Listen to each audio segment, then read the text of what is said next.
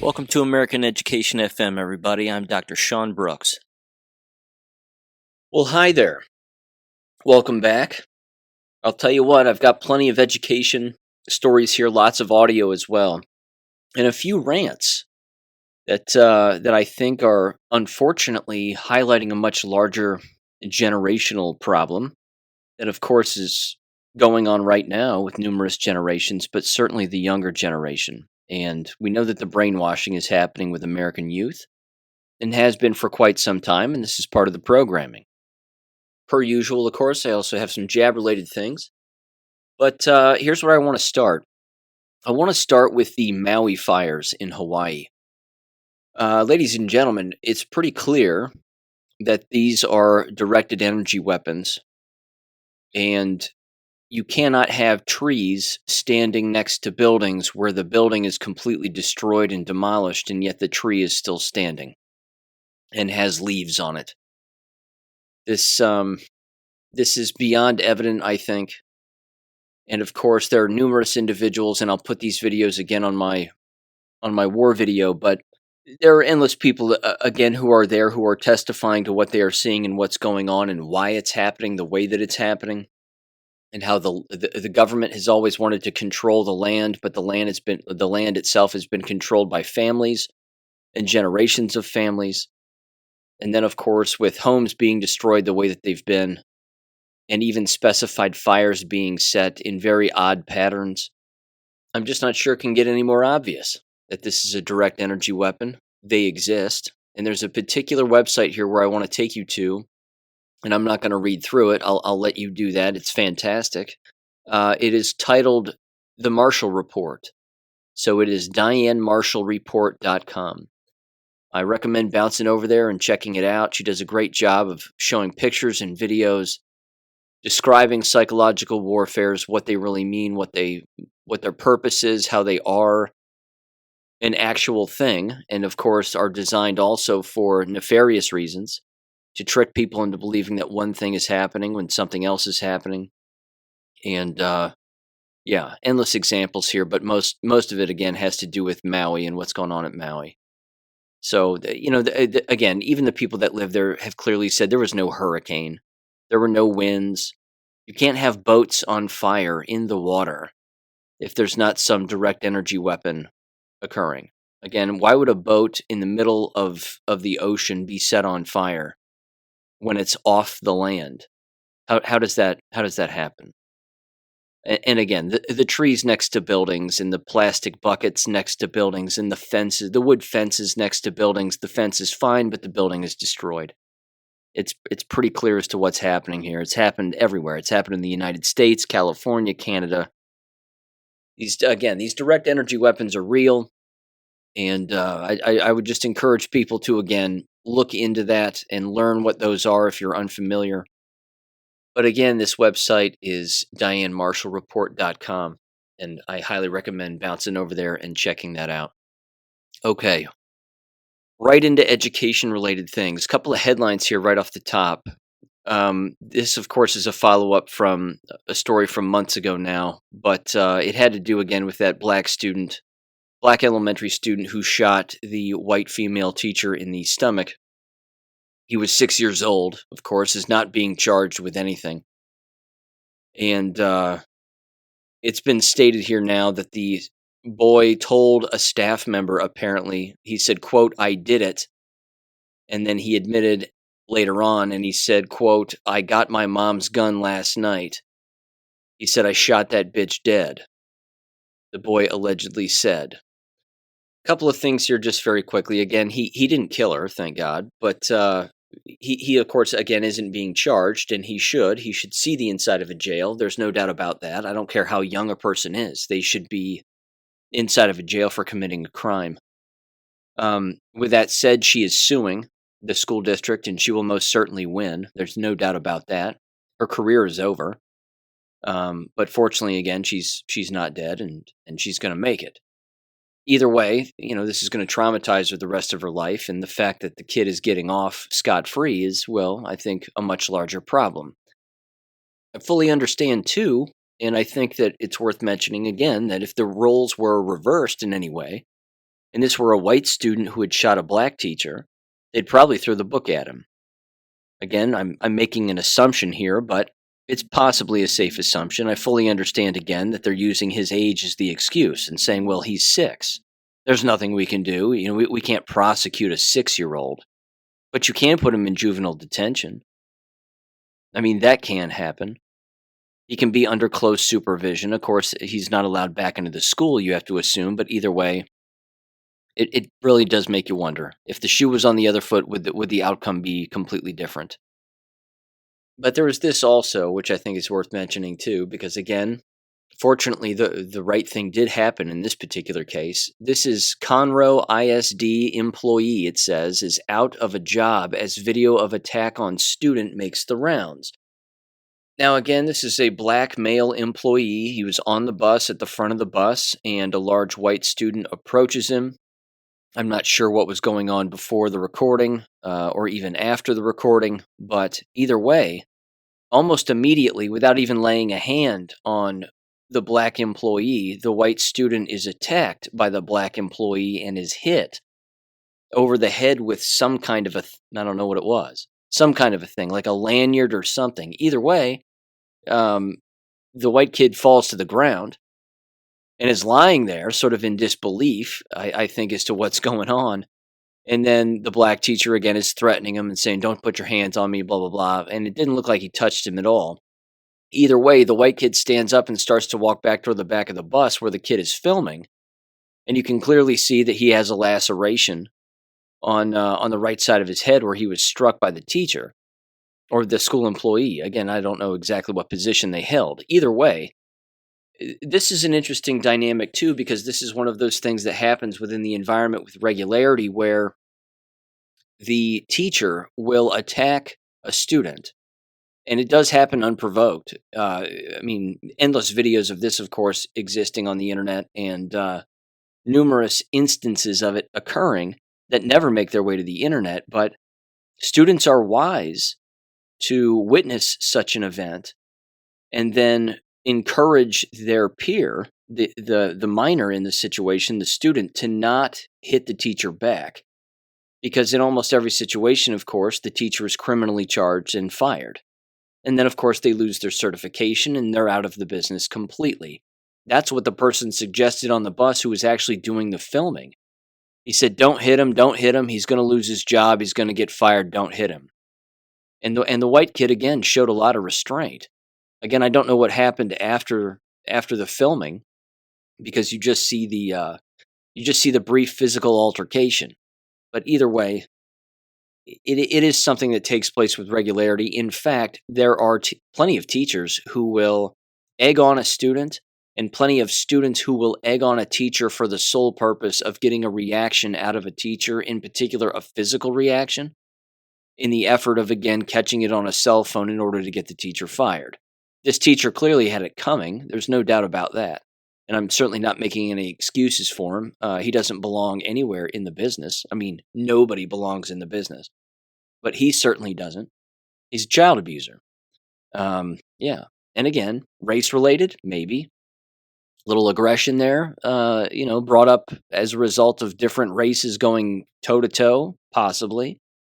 But who's to say? Either way, he's gone. And that's good enough for me. So those were just kind of two little follow-up things that took place this last week that I wanted to make mention of. There's this now, and this is a weird one. But this, too, again, is a perfect example of why the entire education business is doing its absolute level best to cover its tracks. The excuses that the education business uses with regularity as to why teachers are leaving the business are typically always the same. But what we know now, in particular over the last 3 years, has everything to do with child abuse. It has everything to do with a lack of interest in the profession at the foundational level, the teacher education level. And of course, the giant elephant in the room, the fact that endless teachers are sick from the jabs, that the entire profession pressured endless people to take those bioweapon shots. And now they're paying the price for it. That last variable, however, is the one that will not be brought up and continues to not be brought up. So I'm going to play the audio from this local story. And this was out of Missouri, if memory serves. Oh, I'm sorry. It's from the Associated Press, but it was specifically from Springfield, Massachusetts, is what they're referencing here. And I have to tell you also that I take a completely different take, I think, than the former teachers that are highlighted within this news story, because this is one of those stories that gets run almost every single year. And it certainly has for quite some time, but definitely over the last 3 years. They'll pull aside people that they call teachers or say that they were former teachers, and they may not actually be. They could very well just be actors, but either way, they pull people aside and they'll say, "So you used to be a school teacher, so what do you do now?" And then they claim to be in a different kind of profession where they're making a whole lot more money and whatever else. I can't tell you how infrequent that is. It's very rare for a former educator to leave the profession and then go do something else that pays them way more. That's typically not how it goes. One of them, for example, claims to be a dog walker in New York and makes six figures a year. I don't believe that.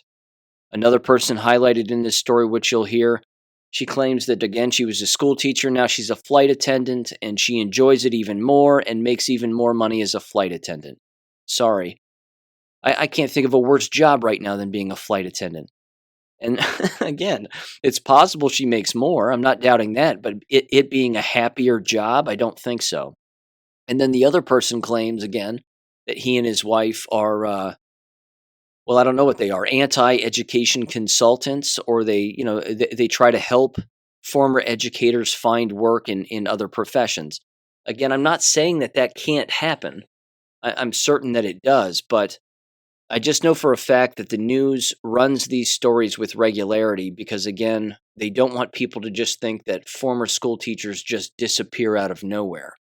Again, it's remarkably rare that they would find their way basically into another line of work that pays them a whole lot more. So give this story a listen here, and I'll jump in on the other end.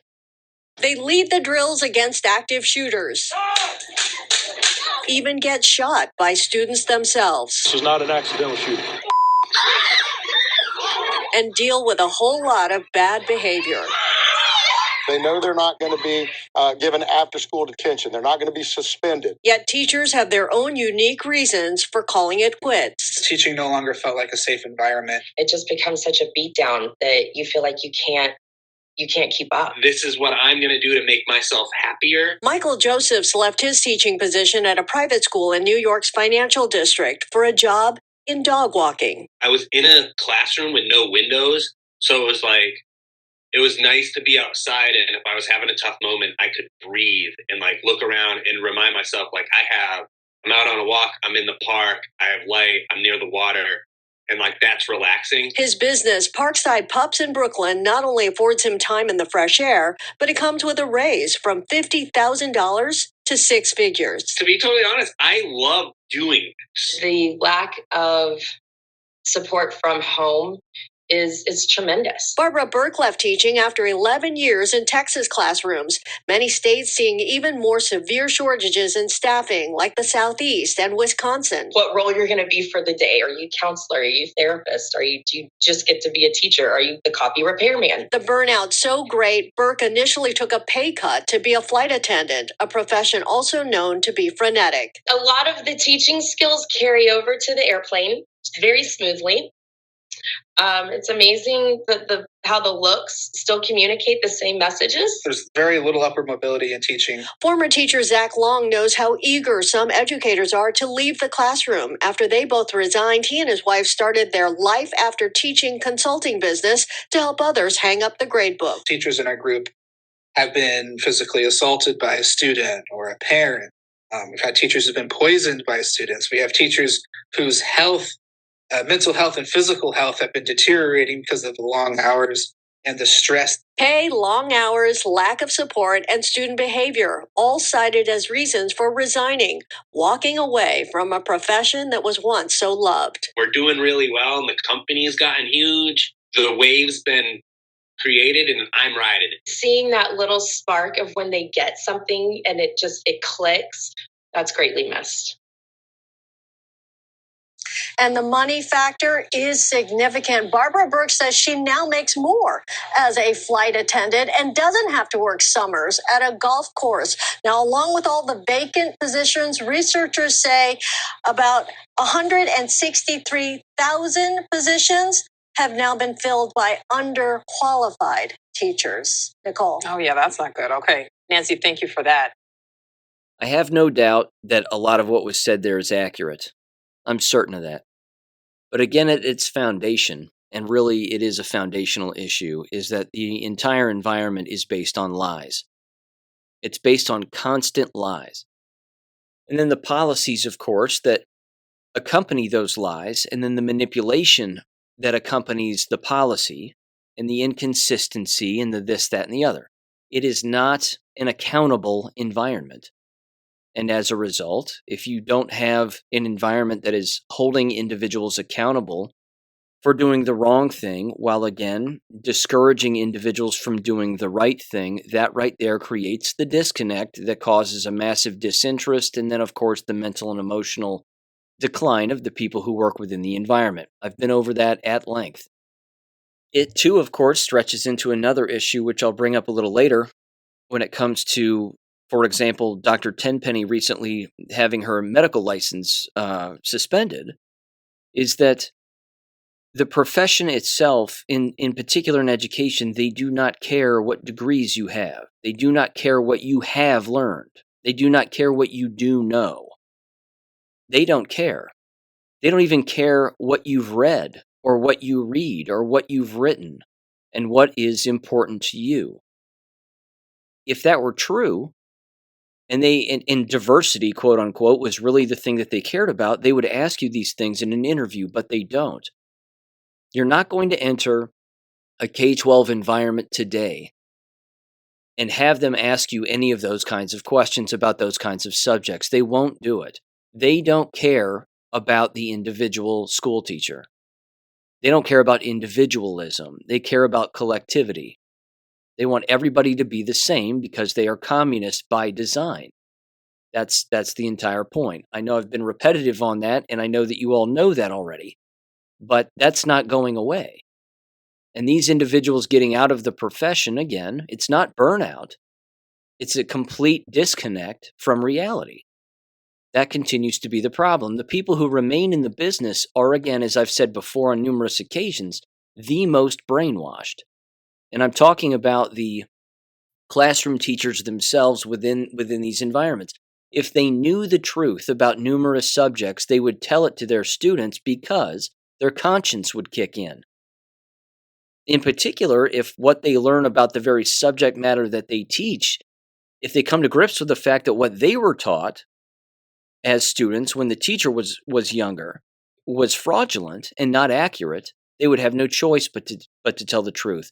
But if you tell the truth in a school environment, it counteracts exactly what exists within textbooks and curriculum, which means someone's going to complain, which means you're going to lose your job.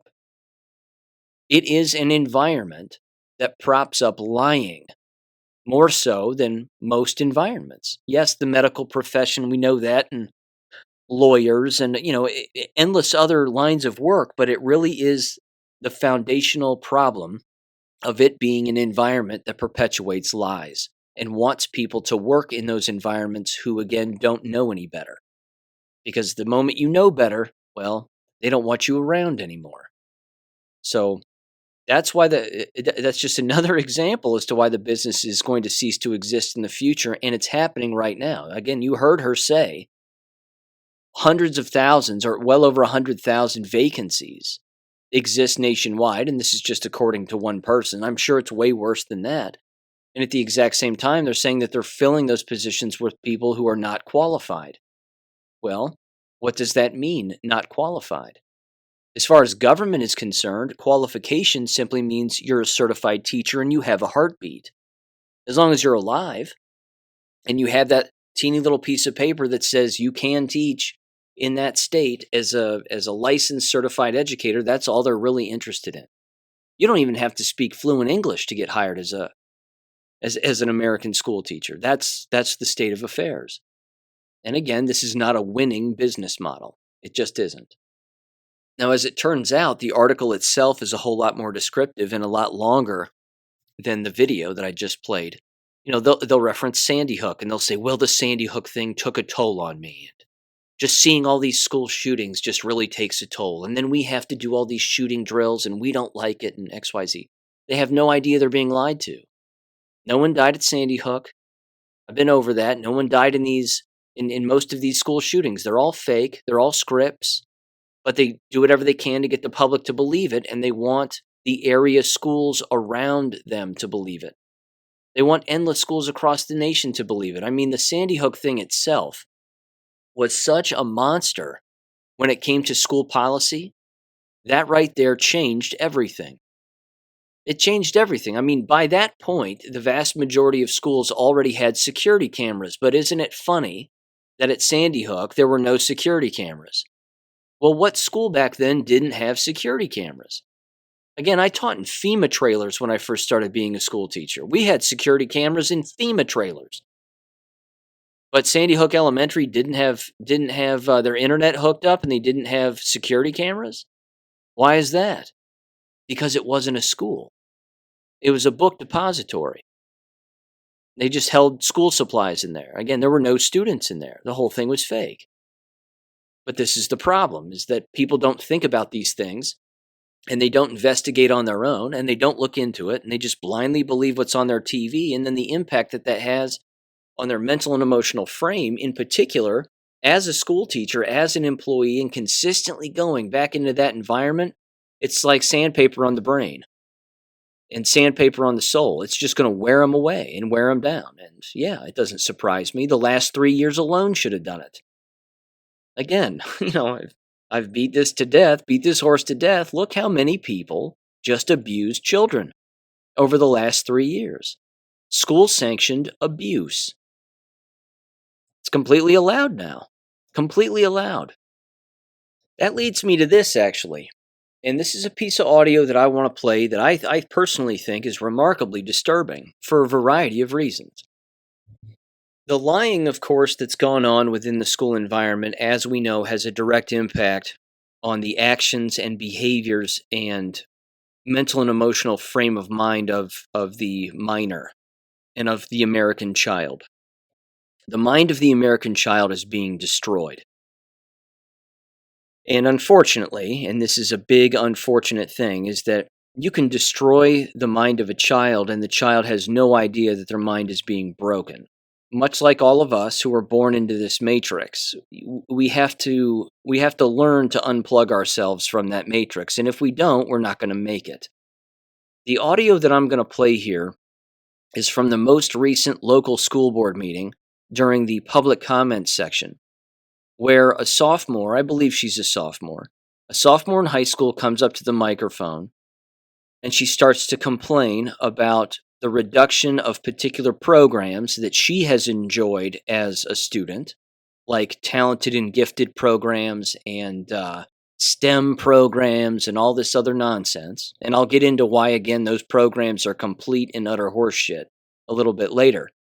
But I want you to hear her first and ask yourself a couple of things. How knowledgeable do you think this person really is? That's kind of number one. I feel bad for her because, again, she's completely brainwashed. Totally brainwashed. This is a person who believes that these institutions need to exist and that her participation in these institutions hinges on her success or healthy frame of mind in the future, and she could not be further from the truth. She couldn't be more wrong. But she speaks for the entire time. And again, I just want you to hear what she says and then consistently ask yourself, when you were in high school, would you have said these things? Would you have come up to a microphone at a school board meeting and expressed your thoughts? I'm not saying that this girl is courageous for what she's saying. I'm not saying that at all. In fact, she's not. She's foolish. And she sounds foolish. Now, she's articulate and she can speak English, which is great. But what she's saying, she has no idea that she's actually supporting her short-term and long-term destruction. So here's her audio, and here's what she says at this local school board meeting, keeping in mind that what happens and what is happening within this local school board and this local school district where I live is that they are in financial dire straits, as most are. And so they're cutting numerous programs, and then they're threatening to falsely cut other programs just to piss off the public who are still chained to this entire system. And they're doing whatever they can as school board members to manipulate the people so that they get more people, so they think, to vote for an upcoming levy this November for, more money to tax more people. It's not going to pass. It just won't pass. So for the next few months, what you're going to hear out of all of these school board meetings across the United States is a bunch of parents screaming and yelling about why all their programs are being cut. Meanwhile, the homeschooling families laughing their asses off because they have nothing to do with any of this whatsoever. So here is this poor little brainwashed teenager in 3, 2, 1. And I'm a sophomore at Talawanda. I've gone to Talawanda for the entirety of my education. Last fall, I was heartbroken when the levy failed, and I was further disappointed to see some of what has been prioritized versus what has been cut, dealing with administration versus some of our other staff at the school district. A couple months ago, the elementary school gifted program was cut, and now the STEM program at the elementary school level is also gone.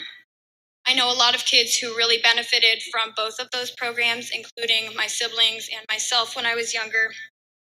And those programs meant a lot to a lot of kids. I'm absolutely aware that cuts have to happen. I know that's something we can't avoid at this point.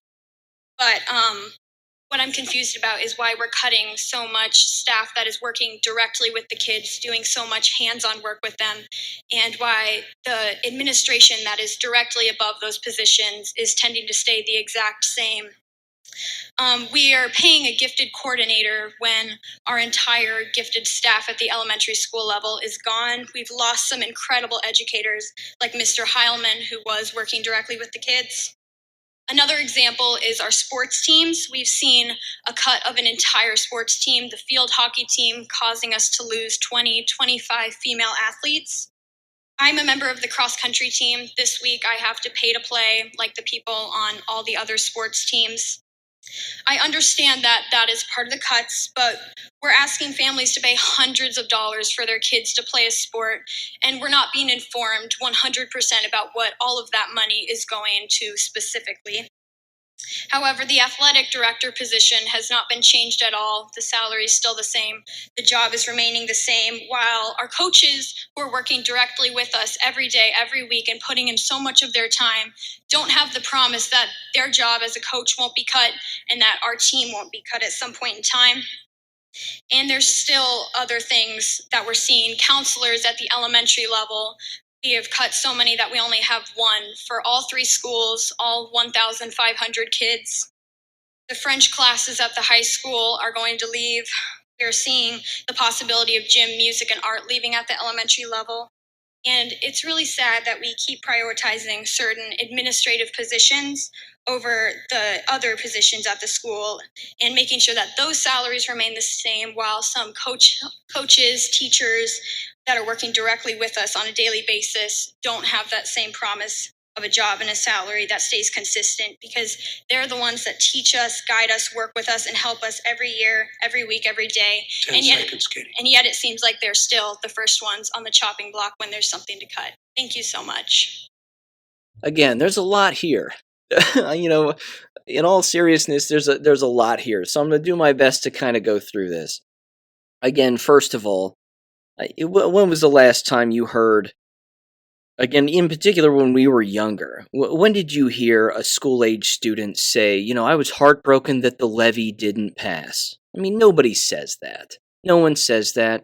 It's evident that she's just a political mouthpiece for her parents, and her parents are feeding her a boatload of lies and leading her down a path that is not going to be good.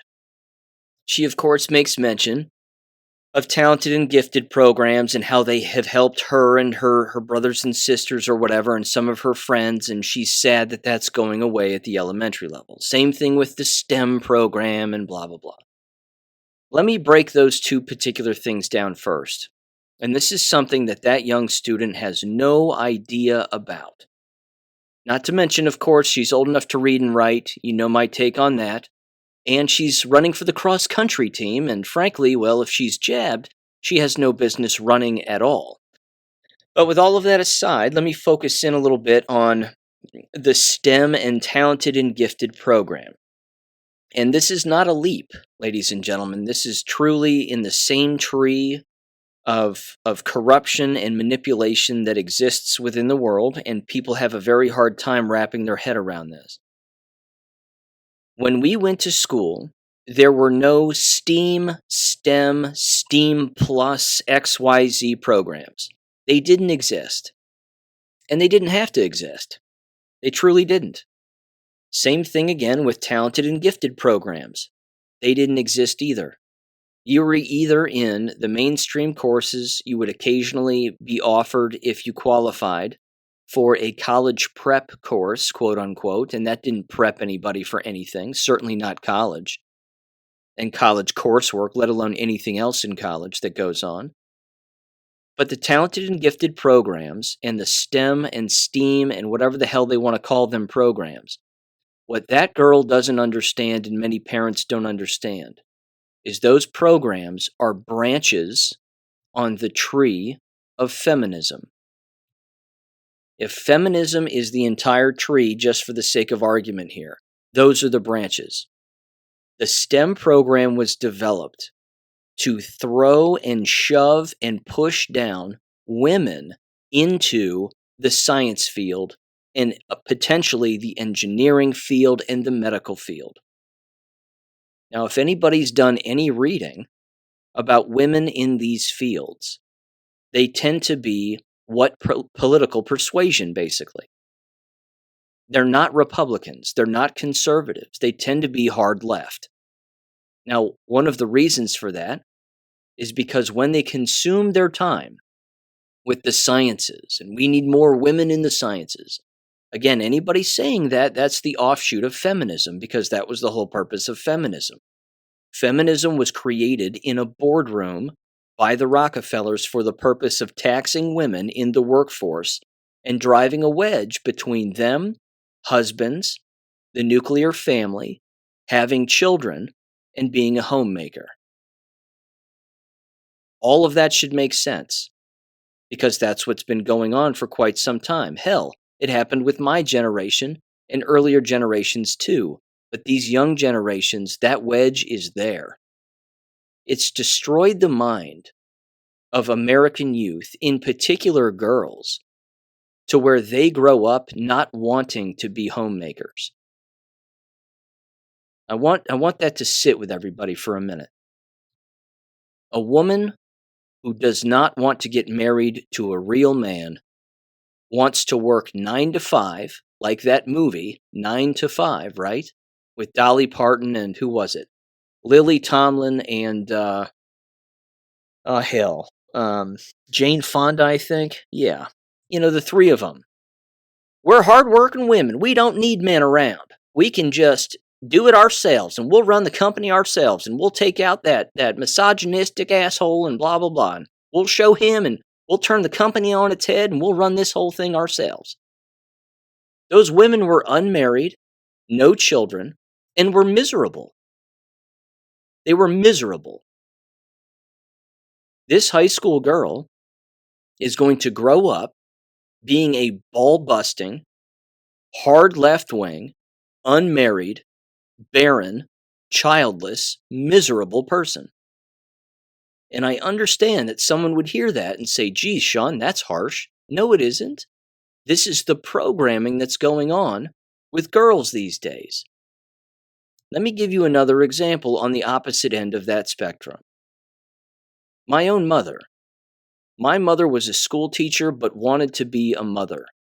Wanted to be a homemaker. And one of her best teachers was her mother, my grandmother. Same thing. Wanted to be a mother. Wanted to be a wife. Wanted to make a home. This is important. This is what this country was built on. Now look what's destroying it.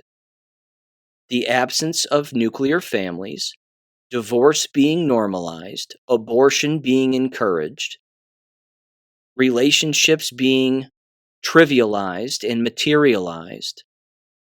All of this is destroying our country. And it's starting in the American K-12 school system. And it starts when people who have those thoughts and those belief systems reproduce. Because again, typically, those families don't last. And if they do, unfortunately, in her case, again, I can tell the political persuasion of her parents just by listening to her. But that's the bigger problem. It's the complete reduction of the entire nuclear family. Now, me personally, again, that's what I wanted. I wanted to get married. I wanted 4 or 5 kids. I wanted to produce. I wanted my wife to be a homemaker. That's what I wanted. I wanted my children to be homeschooled. None of that worked out. I don't have any of that. That's because it becomes slim pickings, doesn't it? You look around society, and that's a rarity. It's certainly becoming that way because taxing the female and turning the female into a slave of a cubicle, working in some building around a bunch of like-minded weirdos who all say the same things at the same time and, blah, blah, blah, and do all of that stuff, that is corroding our society. Again, this high school girl believing that running track, being in talented and gifted programs, and being in STEM programs is going to lead to her success in the future. If she believes that, she's already lost. She's already gone. Her future has already been planned out by the Rockefellers, and she doesn't even know it. The Khazarian Mafia has her by the back of the neck, leading her around through the matrix, and then eventually right off a cliff. Again, let me examine now the talented and gifted stuff. You've heard me again reference Dr. Tracy Cross's book and the suicide connections with all of that. I met a young couple a long time ago, and they were, of school age. They were both high school students, and the girl would consistently say, I have a boyfriend, but I just don't have time to be around him. I just don't have time. And I remember looking at her and saying, why is that? It's summertime. Well, I'm always taking classes, and I'm always in school, and I'm in the talented and gifted classes, and I'm always busy, and we have lots of homework, and I just need to make sure that my grades are blah, blah, blah. I mean, she sounded like a flippin' robot. She sounded like, again, a tool of the American K-12, Khazarian Mafia, Rockefeller system. Instead of just going and getting an ice cream cone with her boyfriend and, sitting on the hood of their car, having a good time and talking and whatever else, I'm saying to myself, Jesus, your life is already over and you're not even out of high school yet. This is what the system and our government is teaching our children. This, in my opinion, and this is my opinion, this is why the American school system needs to cease to exist. It is creating these kinds of people who do not believe in a nuclear family, who do not believe in getting married and being committed, putting God first in their lives, not believing in divorce, but disbelieving in divorce. And again, not believing in divorce is a good thing. I understand there are abusive relationships out there, and by all means, but again, these are the major contributors as to why we are seeing numerous declines in the American family. This is why the divorce rate is as high as it is and is occurring within a very small number of years after people get married. They view marriage, many of them unfortunately view it as being some materialistic rite of passage. Oh, I'm a particular age, now it's just time to get married. Well, I mean, are you putting God first in your life? What about your partner? Do you have conversations of an existential nature? Do you talk about life and death? Do you talk about what really matters and what doesn't? I mean, if a man crossed the path of that young girl, and I'm not picking on her, I want to make that abundantly clear. I'm just using her mind frame and her clearly verbal testimony there is a perfect example. That's not attractive to a knowledgeable man. A knowledgeable man would say that girl's brainwashed. She's married to the school. She's married to the activities, which means what happens when the school and the activities go away? She's going to look for more school and more activities in some other place. Well, what's that going to be? College. And how's that working out for people? They become more left in college. They become more reckless, more rigid, further away from anything that even resembles a healthy relationship, let alone a future nuclear family with healthy children and so on and so forth. It becomes less and less attractive to real American men who know what the hell is going on. It's a brainwashing factory. And she's not the only one. That's the sad part too, is that she isn't the only one. This is happening across the board, across our country, and it's been happening for generations. And again, this is part of the depopulation program. This is sort of the end game. The end game is you drive the wedge consistently between what is innate within human beings, which is to be together in a committed relationship with children for the rest of your lives, God willing, where again, everybody's providing for the family in one way or another. And I know that that's debatable, but again, I'm old-fashioned, so the man should work. The female should raise the children and create the home and make the home, because it is the woman that makes a home a home. Every red-blooded male knows that. That's true.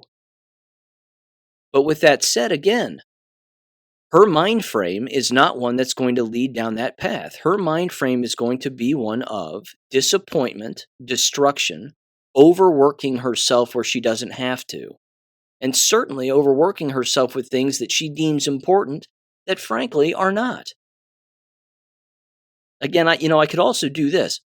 I could go down the line of all of the movies that have existed and generate a giant list of all of the propaganda-based movies that have existed that have driven women to have that kind of mind frame, just like the kind that little girl has. Same thing.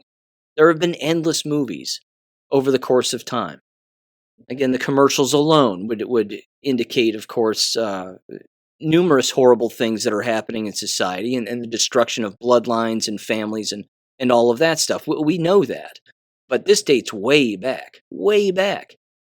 Again, you used to see nuclear families and homemakers and hardworking men and hardworking women within the home and raising sound moral children. This is not the norm.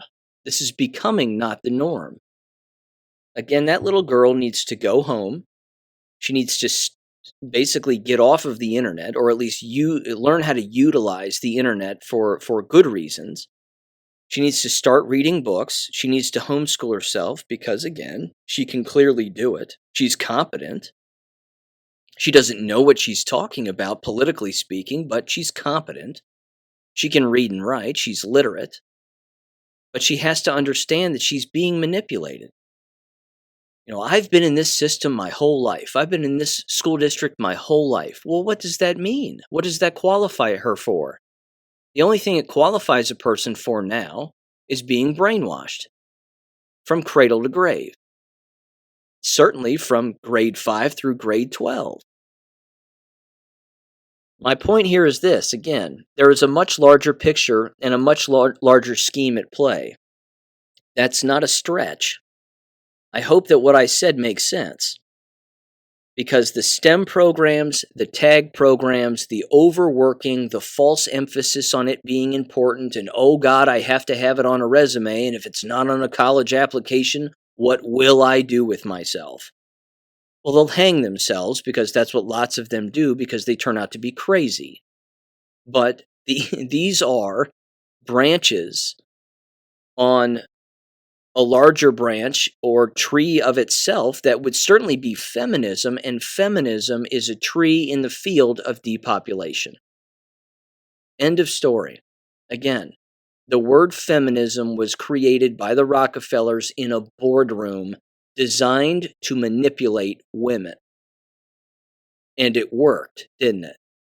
It worked. For lots of them. But I hear a young voice like that say the things that she's saying. She probably cried when the levee failed. Wrap your head around that one. She'll cry again when it fails this upcoming November. She'll sob herself to sleep. That isn't healthy. That's a child who's about to have a serious breakdown because they have the world backwards, because they've been lied to their entire life and they don't even know it. So keep an eye out for things like that. Again, keep an eye out for what youth are saying. And for God's sakes, I mean, if your kid ever came home and started talking like that, shouldn't that be the red flag to pull them out of school? Assuming that, again, you have your head on straight and know what I just said to be 100% accurate? I mean, Jesus. They don't stand a chance. They don't have a snowball's chance in hell. They're going to repeat the same mistakes that their parents made, and so on, and so on, and so on, and then their bloodline is going to be gone. And if they're not already jabbed, well, just it's going to be a depopulation thing eventually. The ship can be righted, but it can't be righted if we don't call it out for what it is. Okay, hope you didn't mind that little topic right there, but it's one of vital importance, I think. And again, you're not going to hear the Tim Pools of the world bring that up, are you? Is Candace Owens going to spend a lot of time on that one? Hard to know. Probably not. Either way, let me mention this, and this is a doozy also. This is a little bit juicy, actually. Let me set this one up, and I'm going to play the full audio. It's 5 minutes and 47 seconds long. You're probably now familiar, as I've highlighted this on my show on numerous occasions. This happens to be the school district where my niece and nephew attend. These, again, this school board and this school district in this town are fully brainwashed. There is no doubt about that. This is the Westerville, Ohio Board of Education meeting, and this one took place on August 11th of 2023. Now, I tuned into this one because I watch all of them, but I tuned into this one because it was only 5 minutes long. And I thought to myself, well, this is strange. What are we about to hear? What exactly is going on? Is there an emergency of some kind? And as it turns out, there is. You can even watch this. You can even watch this online, and I put it on my Gab page too. Most of the members, except for one of the board members, are present. Basically, the one board member who is not present happens to be the one, as I've brought up consistently on my show, and is certainly in my Deadpool. She's jabbed to the bone and is sick all of the time. A Mrs. Altman is her name, so she's not there, absent per usual. Although she's there sometimes, but either way, the setup that this requires is unique, because this ties in directly to something that I have done and have referenced here on my show regarding a local school board member. But in this Westerville school board meeting, long story short, and again, I'll play the audio, is that one of the board members, a Mrs. Dr. Nestor Baker is her name. She's sitting in the middle on the left of the screen at this table, and the president, who's also a female, is sitting at the head of the table. But this entire meeting was brought forth because someone has filed an ethics complaint against this school board member, this Dr. Nestor Baker lady. And what's interesting about filing an ethics complaint, which is why this really involves a number of different angles and some analysis here, is that in the state of Ohio, you do not have to tell people as a board or even as an individual that you are being investigated by the Ethics Commission.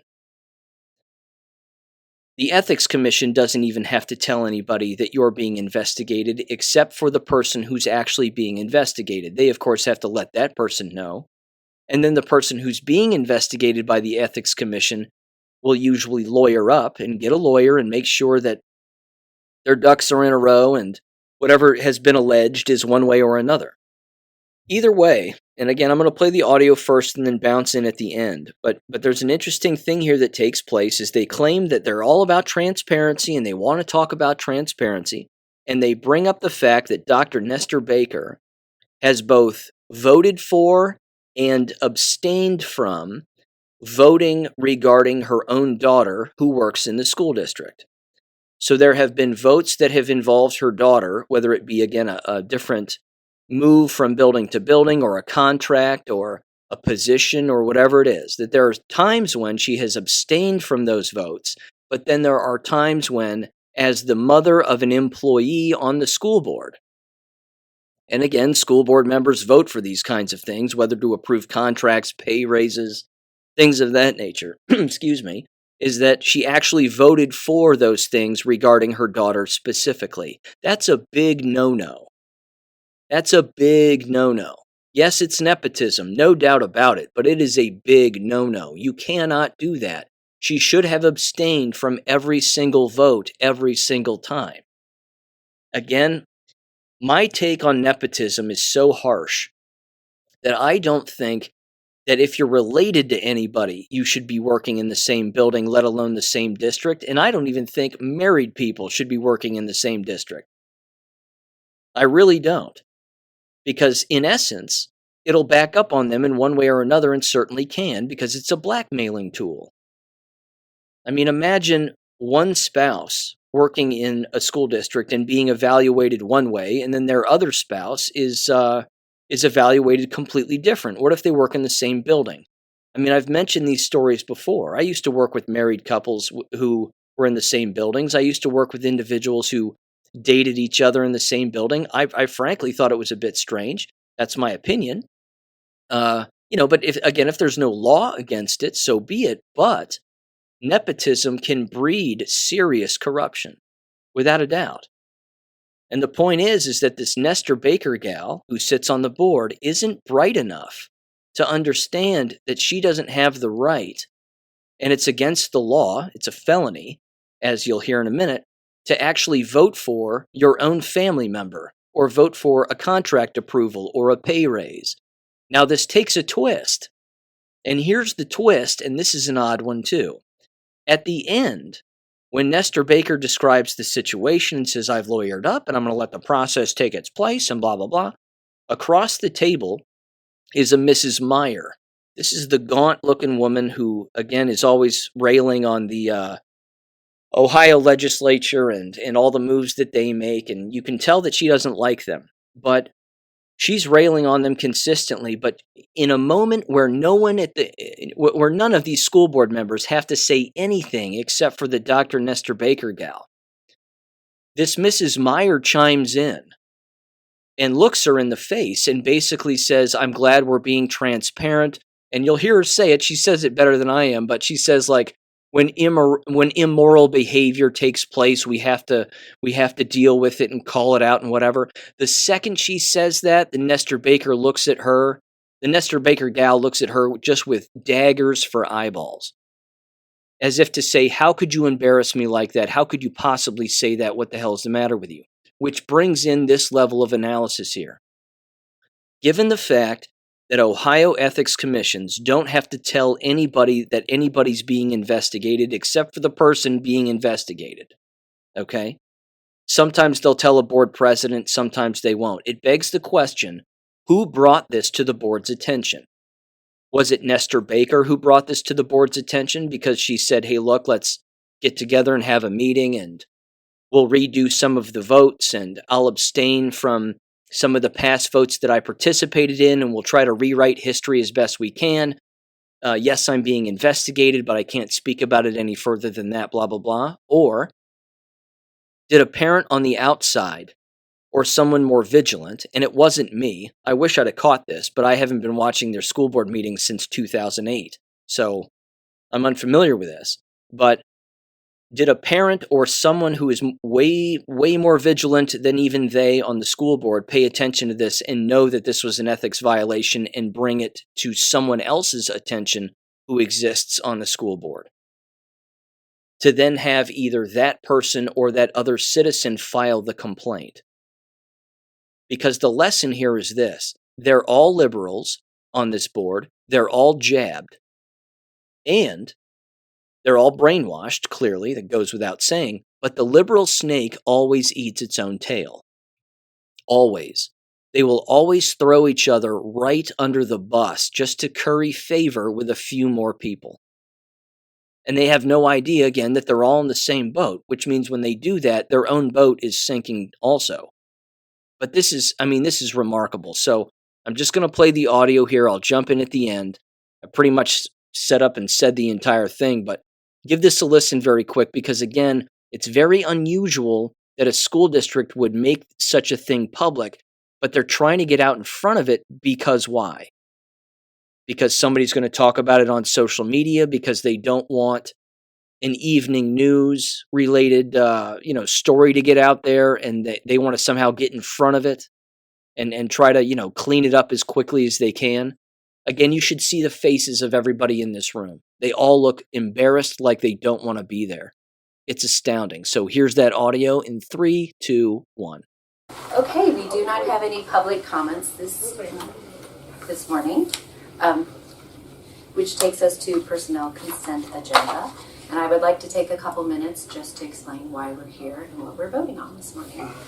So, according to Ohio ethics laws, board members are not allowed to vote on items that impact people that are part of their family. That's one of the pieces. Dr. Nestor Baker has voted on her daughter Kaylee Nestor Baker's one-time payment, a 2-year contract, and a 3-year contract. We have corrected the 3-year contract because it was invalid. We are here to correct the 2-year contract and the one-time pay. So in May 2008, or May 21st, 2018, Kaylee was employed as the gifted coordinator. Dr. Nestor Baker abstained. On that same meeting, she resigned as the instructional coach, and Dr. Nestor Baker abstained. On June 25th, there was a one-time payment. Dr. Nestor Baker voted in favor. On May 20th, 2019, there was a 2-year contract. Dr. Nestor Baker moved to adopt and voted in favor. On May 24th, there was a 3-year contract. Dr. Nestor Baker abstained. On July 8th, 2022, contract status changed. Dr. Nestor Baker abstained. May 22nd, there was a 3-year contract. Dr. Nestor Baker moved to adopt and voted in favor. And then June 9th, a 3-year contract, she abstained. So that was the correction there to make the contract valid. In the meantime, the Board of Education has reported the votes to the Ohio Ethics Commission on August 1st. Our board's attorney has advised Dr. Nestor Baker to get her own personal attorney because she is potentially facing a felony. So that's why we are here. Any questions? Comments? Okay. The reason I tell you is I just want to be transparent as we move forward. I do not want any surprises coming. Then I do want to make a comment very briefly. Sure. Which is that, yes, I do have legal counsel, and my legal counsel is moving forward on my behalf, as you would expect, and putting forward our own interpretation of what has happened. The Ethics Commission has not in any way ruled on this at all. We are taking the action that the district's attorneys think is necessary to do. But as this goes forward, I am waiting to see what the Ethics Commission decides, and I'm following the advice of my attorneys as this moves forward. As you can see by the recitation that President Davidson made, clearly there were times that I believed it was improper to vote and times that I believed it was proper to vote. So we are waiting for the Ethics Commission, and that will take some time. And I wish the process to play out as it should legally. Good. So I just want to, I appreciate that we're doing this, and I appreciate that we're videotaping this and that we're being really open with the people in our district, because I really feel that when public officials take on ethical behavior, it can erode trust. And deep to my core values is integrity and open and honesty. And so I find it really hard that we're here. I hear what you're saying, that you're going to allow us to play out, and your lawyers are saying differently. But I do think it's important for our district to understand what has occurred. Yeah, I agree. And as we continue to move forward, we will update the community and let them know where we're at in a respectful way. we really can't answer any questions. We don't know anything right now. And that's where we're at. And I just want to say thank you to all of you for coming and doing this for us. We appreciate it. So, okay. May I have a motion? Can we do both of them at once, please? Okay. To approve one-time pay licenses August 11th, 2023, and a reemployment for license August 11th, 2023. May I have a motion? Second. Thank you. Mrs. Meyer? Yes. Mr. Bell? Yes. Dr. Nesterbaker? Abstain. Mrs. Davidson? Yes. Okay, moving on. The board will meet in regular session on Monday, August 14th at the Early Learning Center. And with that, may I have a motion to adjourn? So moved. Second. Mr. Bell? Yes. Mrs. Meyer? Yes. Dr. Nesterbaker? Yes. Mrs. Davidson? Yes. And with that, we're adjourned. Again, I can't help but laugh. I just can't help but laugh. The entire situation is just too funny. For endless reasons. First of all, you know for a fact, as do I, and I've brought it up numerous times, is that these people don't know the law. They just don't. They're old, washed up elementary school teachers or college professors or whatever it is that they used to do, even if they were, basically ever in the education profession. And you don't have to be on a school board. That's beyond evident. But they don't know the law. And they don't know that there are endless laws that they have to follow the moment they become an elected official. Endless laws. That among this one Dr. Nesterbaker gal who sits on the board, you would think that if she has the wherewithal to abstain from particular votes regarding her daughter, but then not abstain and actually vote for particular things that have to do directly with her daughter, that she would know better.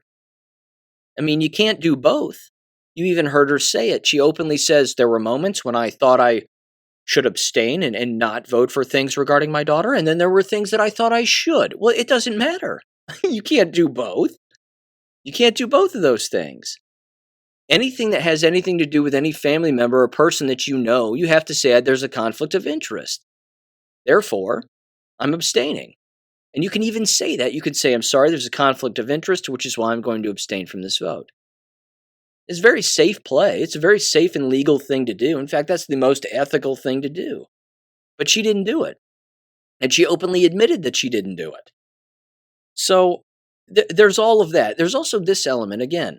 School board members don't understand that anyone, any citizen of that state can file an ethics complaint against a school board member. Now, yes, it helps if you live within the district. You don't have to work there or send your kids there or even have children. You can file an ethics complaint if you catch someone breaking the law. You can do that anytime you want. And these people don't know that. The people themselves that sit on these boards don't know that, and the citizens themselves don't know the power that they can wield. They just don't know. So when something like this blindsides one of them, again, they start to get a very cold reminder that they themselves are not in charge. It's really government. Government's in charge. But again, as even I said in the last episode, what would draw a person to consistently want to be on these school boards and be a part of these committees? They have to feel like they are useful. Because if they don't have the committee or the group to associate with, they feel inadequate. They feel like they are useless.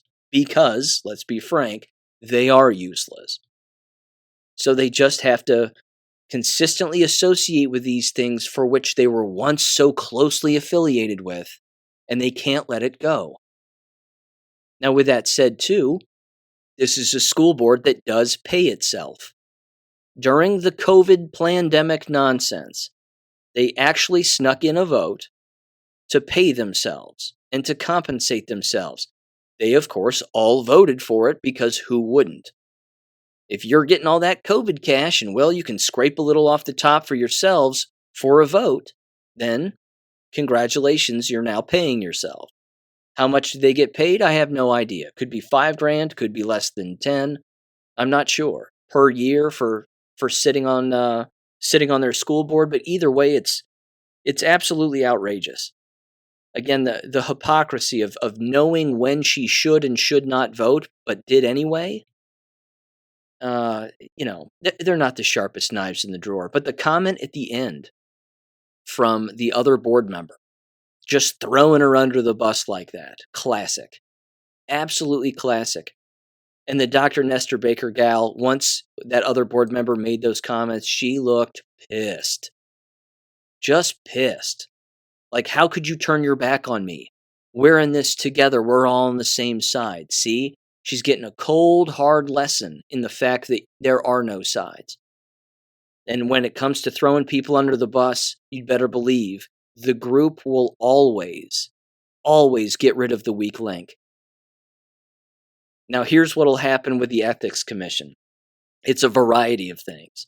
Number one, if she's found guilty and a county prosecutor actually decides to prosecute her, which, let's face it, there are other things to prosecute. I mean, this is small potatoes compared to other things that could exist. But she may end up leaving on her own accord just out of sheer public embarrassment. That could be the first thing. She could stick around just out of spite and say, I'm not going anywhere. I know exactly what I'm doing and blah, blah, blah. Again, I don't like any of these people, so I don't care. I don't care what they do. But she has the ability to be fined upwards of, I believe, $5,000, maybe even $10,000. It's not likely to occur. I'd be shocked if it did. It's a first-time offense. She's not a chronic lawbreaker. She's just stupid and voted for a family member. Again, it's unethical, but yeah. Another option, of course, is that they vacate their position, that they just quit, and they say, I'm resigning under the advice of my legal counsel. I don't want to bring any distractions to this school district and blah, blah, blah. They'll use all those excuses. It's about putting the students first, and I don't want it to be about me and a mistake that I made and whatever else. They'll say all of that, but, she's not going to go to jail. There's no, there's no community service or anything like that. That's not how it works. Basically, they will either just encourage her to leave or they will tell her to leave, and she won't have a choice. She'll just have to leave. Or again, if she's not found guilty of any wrongdoing, which she just admitted it on camera, okay, there's no denying it. Even the board president openly stated her voting past and her voting record regarding her own daughter. But essentially, either very little will come from this, or again, she will be forced to resign, and she might have to pay a fine. Again, it being a felony, that's at the high end. That's if you're really voting on lots of people that you know and lots of family members, and you're always voting for them to get massive contracts. That shows a serious level of nepotism that is certainly illegal. I don't think that what she was doing was really done in malice.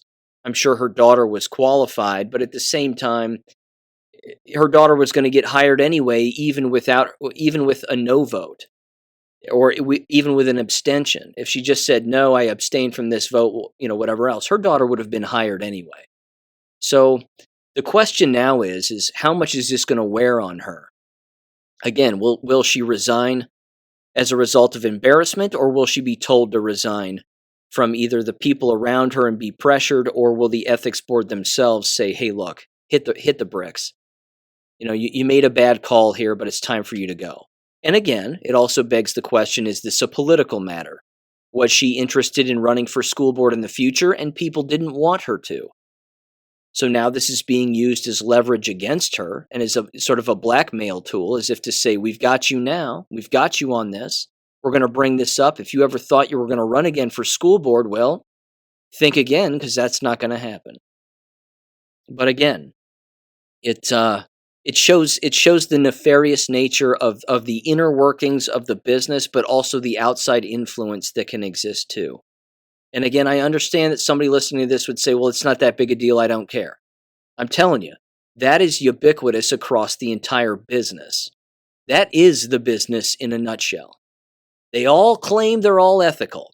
They all claim they follow the law. And then when one of their own doesn't, They grab that person by the back of the neck, by the back of the pants, and they give them the old heave-ho right under the oncoming bus. And splat, brains all over the place, body parts everywhere. And then they go, okay, well, we got rid of that problem, back to where we were. And they use that person as an example and as a learning, as a learning opportunity, because let's face it, no one on that board knew anything about nepotistic laws in the state of Ohio. They knew nothing about this being an ethics violation. Not a thing.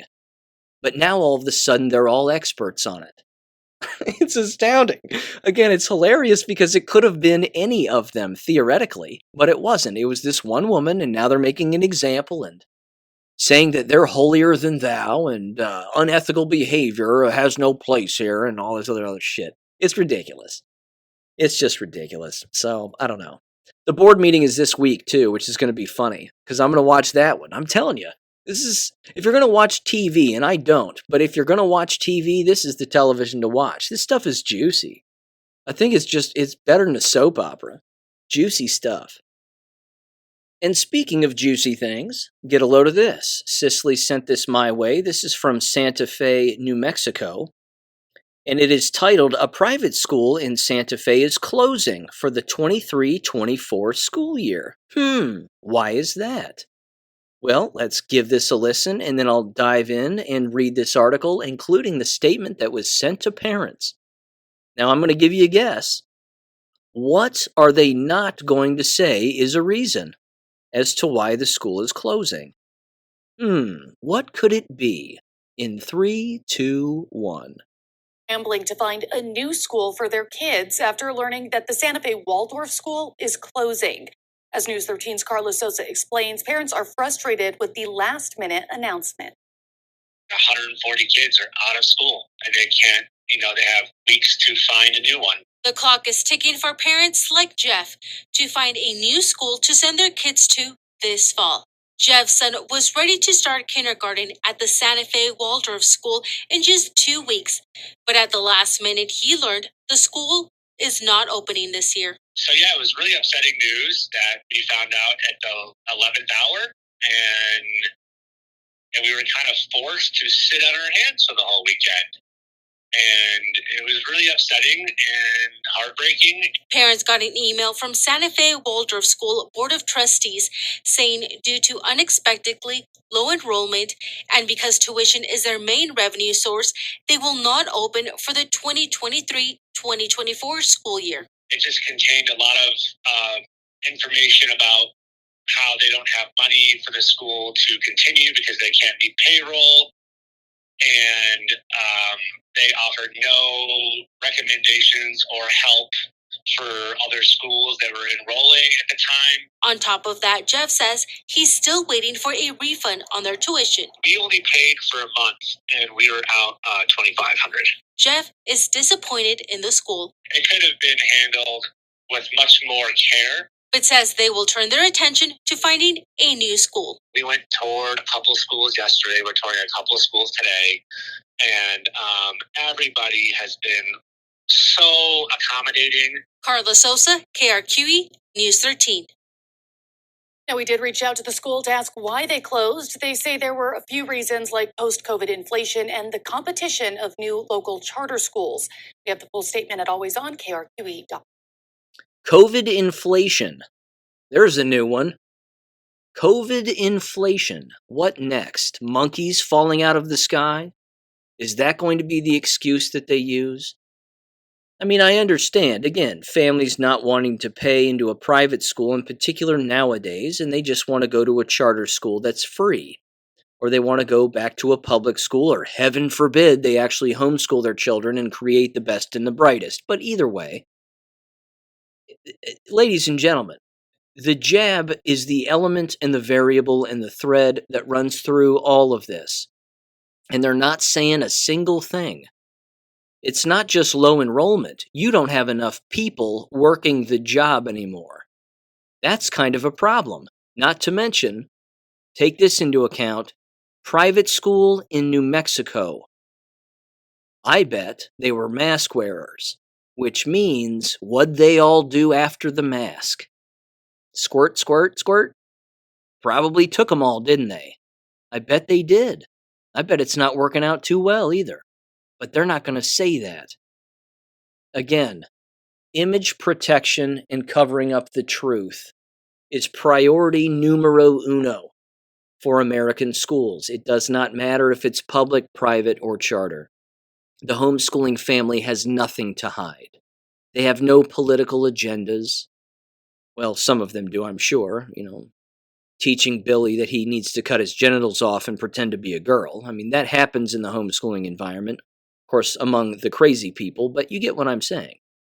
So here's the so-called statement from the school to the parents. It says the following: there is something about a Waldorf school that is a natural fit for Santa Fe. A semi-wild campus with a biodynamic garden, an artistic, musical, and classically academic curriculum, a capable, smart, diverse student body, and a core of dedicated faculty trained in the Rudolf Steiner principles of child development. Ladies and gentlemen, if that doesn't scream that they're all jabbed, I'm not sure what does. It continues. It says, on the cusp of its 14th anniversary, this small private pre-K through 12th grade, located on 13 acres at the crossroads of Rabbit Road and Old Pecos Trail, finds itself closing its doors. A relentless march of economic factors threw the school into a tailspin, and these were considered and weighted in the Board of Trustees' difficult and heart-wrenching decision. The contributing factors range from the pandemic, there's that old yarn, the subsequent post-COVID inflation, they say, the competition of new local charter schools, changing personnel, why? And then it says, and optimism in the early part of the summer that enrollment would rise to its normal healthy numbers to sustain the school for the upcoming year. Mickey Leach, president of the Board of Trustees, explained, quote, it is such a terrible shock to have had to make this decision. As in the case of most private schools, we are dependent on tuition and have no endowment.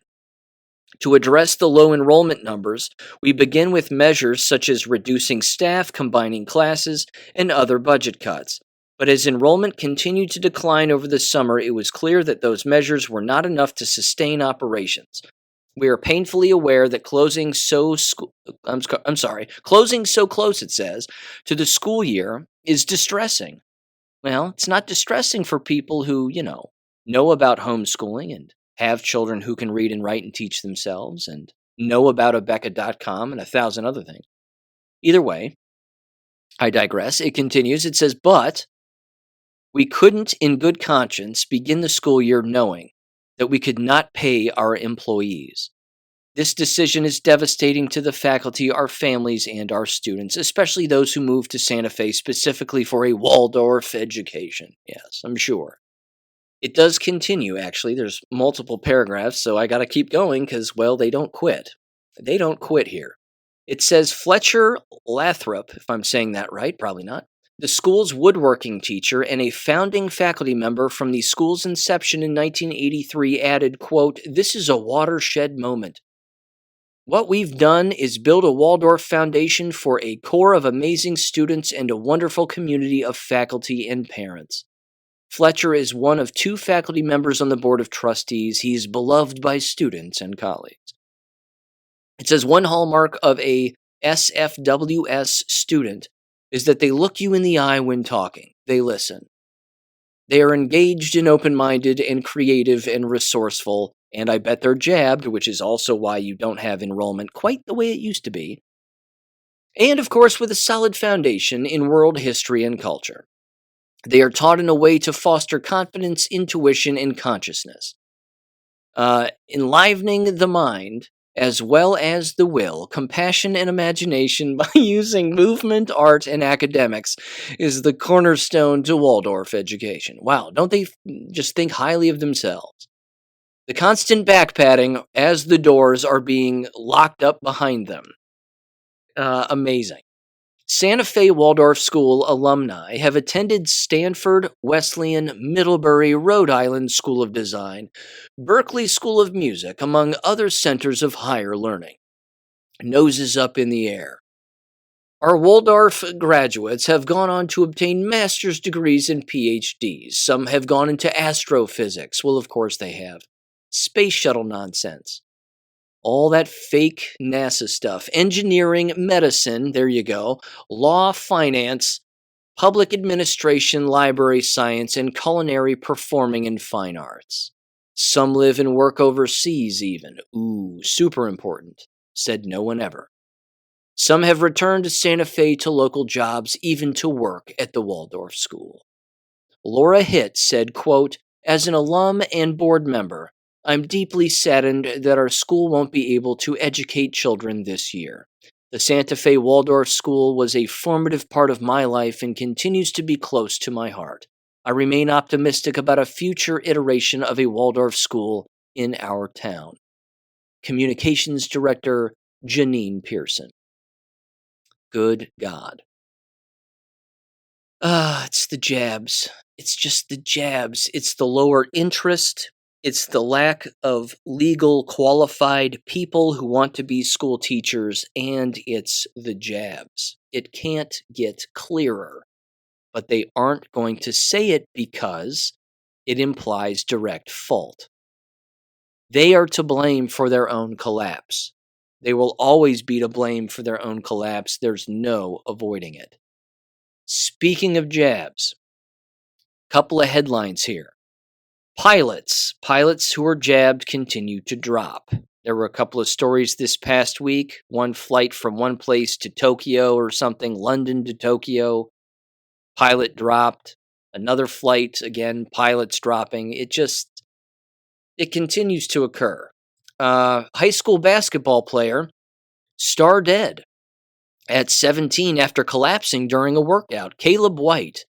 But don't worry, he averaged over 20 points per game last season in Alabama. So, that matters. But he's dead and the parents are baffled. They can't understand why this would happen. Well, I have a question. No offense, but, I have a question. There's this too. This is from Just the News. The FDA now says, hey, you can give ivermectin to people and use it as a part of a COVID protocol.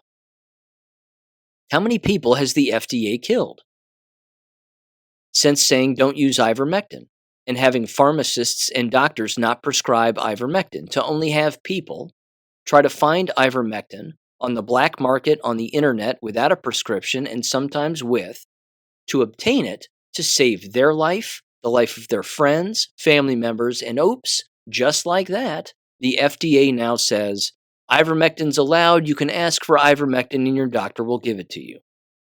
Know your enemy, ladies and gentlemen. Know your enemy. And if you find your way, for some ungodly reason, back to your doctor, make sure you throw it right in their face. That they should have been giving ivermectin the entire time, and oh look, they could have done it, but they were afraid to lose their license. And see, the FDA is doing this, why? Why all of a sudden now are they doing it? Because endless doctors have lost their licenses or had their licenses suspended for prescribing ivermectin, among countless other things. And they're losing doctors. The profession of being a medical doctor is on the decline, just like countless other things are. Not just because of a suspended or missing medical license now, or revoked medical license, but because they're jabbed. And that's not going well for them. Speaking of that, Dr. Sherry Tenpenny this past week, with Tom Rentz being one of her lawyers, had her medical license suspended. I'm not sure for how long, a couple of years maybe, if I had to take a guess. I didn't watch the entire interview, but here's what I know. This is not new. This kind of thing is not new, not just in the medical profession, but even in the education profession.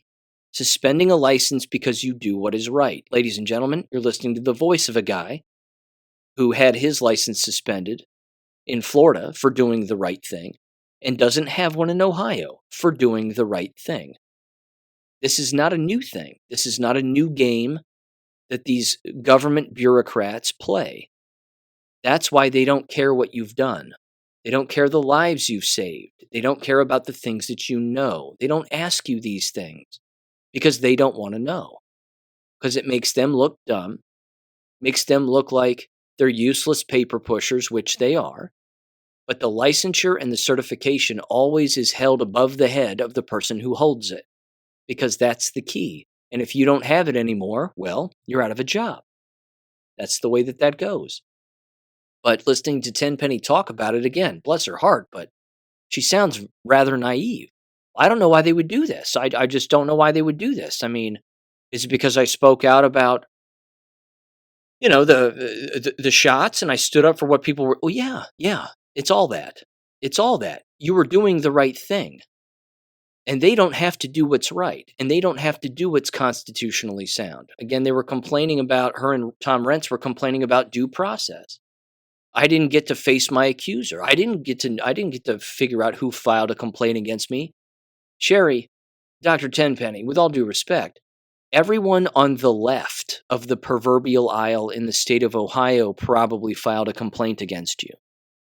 Because that's all it takes. That's it. And then, of course, they chalked it up to the reason that they suspended it was because she wasn't responding to the board's requests for response, when clearly she had, and she says that she had, and her lawyers said she did, but it doesn't matter. Medical boards are corrupt, just like legal boards are corrupt, just like school boards are corrupt, Department of Education is corrupt, health departments at the county level are corrupt, and so on and so on. There has to be a complete cleansing. It's the only way. Abolition, not reform, ladies and gentlemen. Abolition. That's the way forward here. Because it's the medical boards, just like other boards, again, education boards, et cetera, these are the boards that protect endless people. But with those boards gone, with the licensure gone, with the certification parameters gone, a naive person might say to themselves, well, that means that a murderer can just keep being a doctor everywhere. No, we have the internet. If a doctor kills a patient, we're going to find out because somebody's going to charge that doctor with a crime. So if they're not in jail for the things that they do, just like a school teacher isn't in jail for the things they do, you can't escape the internet. The internet is always there. A doctor can't have a practice if they've killed people, just like a school teacher can't be a school teacher if they've had sex with students. I mean, in a perfect world, yeah, that would certainly be the case where they wouldn't be employed. But with the internet the way that it is, these people can't escape. You don't need medical boards. You don't need teaching certificates. For God's sakes, it's bureaucracy to the nth degree. But it just continues. We have to abolish these things. These things just have to be abolished. The same thing is happening, I might add, in the military. I mentioned the pilots earlier. Education profession, medical profession. We know the same thing is happening in the military. Now you have ex-military individuals suing because they were either forced to take the shots and got injured, or they were forced to leave and were honorably or dishonorably discharged because they wouldn't take the shots. I mean, this slow roll and this slow forgetting of the mass murder that's just taken place blows me away. And unfortunately, it's going to continue to happen. I sure hope this doesn't get memory hold. I really hope it doesn't happen. Endless people need to swing for this. Because endless people have killed endless people. But, yeah. This particular guy, again, a John Frankman, previously served as a captain in the U.S. Army's 7th Special Forces, voluntarily separated from the Army due to struggles that he encouraged because he refused to get the mandatory COVID-19 vaccine. Not a vaccine, bioweapon. Couple more stories here. One here from the expose very quickly. Fauci lied, it says. Shocking. 120,000 children died. Secret CDC report confirms hundreds of thousands of youngsters died suddenly in the USA following the rollout of the COVID-19 vaccine. Rather lengthy, as you would expect, but There it is. There's this too. Also awful, and what do you know? They're not going to admit why. This is sent to me by a listener of the show also, the Epoch Times. Los Angeles County ends the COVID vaccine mandate for healthcare workers. Weird. Doesn't that mean that all of the healthcare workers that are working there now who took the jabs, shouldn't they feel duped? Shouldn't they feel tricked to death now? Because now, well, anybody can work there now and you don't need the shots. What a workplace environment that must be. What a healthy workplace environment that must be. The jabbed and the unjabbed, just walking past each other on a constant basis. What could possibly go wrong? Absolutely nuts here. Let me read through this really quickly. Again, these workplace dynamics, you talk about a sociological, live, longitudinal experiment that just continues to take place here at face value. Wow, what a nightmare. It says healthcare workers in Los Angeles County are no longer required to get a COVID-19 vaccine or wear masks, despite a recent increase in cases, the public health department has announced. You'd think I was making that up. That's the first paragraph. That's the first paragraph. The county's health officer, Barbara Ferrer, rescinded the vaccination requirement August 4th, 9 days after the Federal Centers for Medicine and Medicaid Services lifted the national mandate. It says, quote, the COVID-19 vaccine will no longer be required for workers in healthcare settings. However, healthcare workers are encouraged to be fully up to date on COVID-19 vaccines, the Los Angeles County Department announced in a press release. Just keep killing them. Workers can also stop wearing masks after August 11th. It says, though, the health department still encourages workers to do both if they work in hospitals, nursing homes, or care facilities. Quote, at this time in the pandemic, following the state of California lifting mask requirements in healthcare facilities, we are allowing hospitals and healthcare facilities to create policies that tailor to their needs. A spokesperson for the Los Angeles County Department of Health told the Epoch Times in an email, quote, we know many facilities will opt to keep masking. Oh, yes. And many of them will also continue to force the jabs. It says the county's vaccine mandate for most healthcare workers went into effect 2 years ago in August of 2021. Los Angeles County continued enforcing vaccine and mask mandates 5 months after California ended its statewide emergency and canceled the orders on April 3rd. And then they couldn't help themselves. It says new variant arrives. The World Health Organization identified EG.5 as the newest variant of the virus. No, that's not it.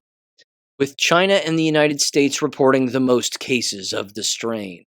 Watch out, everybody. The fakery is just embarrassing. In Los Angeles, the variant was attributed to about 7% of cases, according to the county health department. And it just keeps going on and on and on. All right, I'm done with that one. Wow. What a working environment. And what a nightmare. What an absolute nightmare. Let me end on a positive, shall we? Got a great email here from Paula in Canada, former truck driver, friend of the show, friend of mine, and former guest as well. She has a quick little health update and a little tip for everybody, and she's 100% right. I do this myself, and it works. Intermittent fasting, ladies and gentlemen. She said the following, quote, hi, Sean. Just started intermittent fasting on June 21st, and the results have been amazing. I was so happy to hear that you are aware of fasting and living the lifestyle as well. When I researched the science behind intermittent fasting, I thought it was too good to be true, but I have come to realize that it is probably the most important tool to use for health. The discovery of autophagia or autophagy during fasting is proven science, and anti-inflammatory properties are amazing. The anti-inflammatory properties are amazing, she said. She said, I heard about intermittent fasting from 3 different sources within a span of a week, and I took it as a sign that the universe was trying to send me a message. My blood pressure has always been low, but I was plagued with headaches for 3 days in June and decided to check my blood pressure, and it was high for me. I started lengthening my fasting window and skipped breakfast the next day. By day 4, I was practicing 1 meal a day, quote unquote, and feel great. I'm always concerned about the shedding and feel that the autophagy that happens during the fast can only help. The health benefits in this short time span have been amazing! Exclamation point. My blood pressure is back to normal.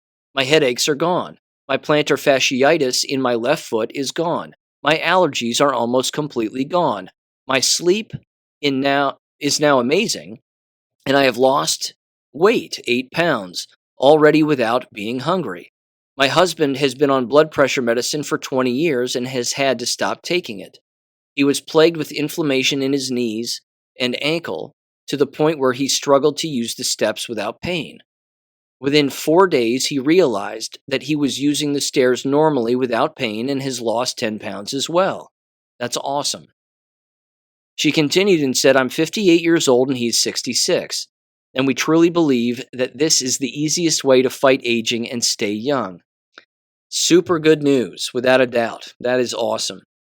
She said this too. She said, quote, the 2 books that I read on the subject on fasting were, the first one, The Obesity Code by Dr. Jason Fung, and Fast, Feast, Repeat by Jen Stevens. She said, I have been listening to Jen Stevens' podcast episode from 2018 to present and find it curious that there was mention from the mainstream media that intermittent fasting is not good. Well, then there you go. If they say it's not, then it is. It says, I guess that the tremendous health benefits from fasting interferes with the depopulation agenda. There you go. She said, I would love for your listeners to discover the benefits of fasting since we need all the armor we can find. Thanks for all that you do, Sean, Paula, unquote. Paula, awesome email. Thank you for sending it. Awesome news for you and your husband. I hope Stacy and Damien are well as well, and I hope everybody up there is doing okay. Yeah, there you go. Intermittent fasting, ladies and gentlemen, it's a real thing. But excellent news all the way around, without a doubt. Ladies and gentlemen, thank you for listening, and I will catch you on Wednesday. Peace. Thank you for listening to American Education FM. Make sure and check out AmericanEducationFM.com for more information. Take care and God bless.